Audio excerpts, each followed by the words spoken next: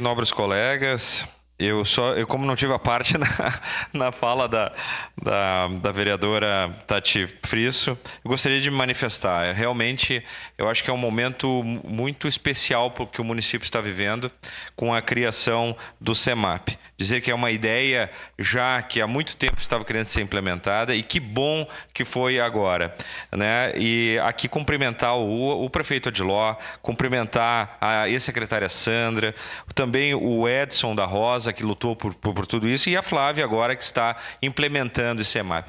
A gente pôde ver ontem na inauguração a felicidade daquelas professoras e de todos os servidores que lá estavam por poder começar a implementar esse serviço.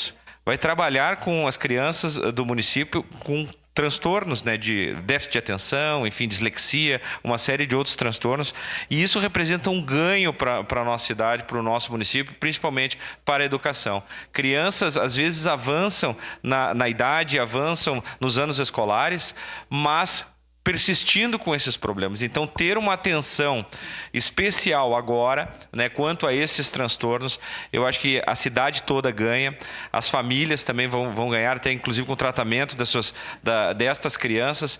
Então, aqui eu queria parabenizar a todas os servidores, a todas as servidoras lá, as professoras, que ontem a gente pôde ver a emoção nos olhos dela de poder realmente agora começar a atender essas crianças, as famílias. É um ganho realmente para a nossa sociedade, para Caxias do Sul.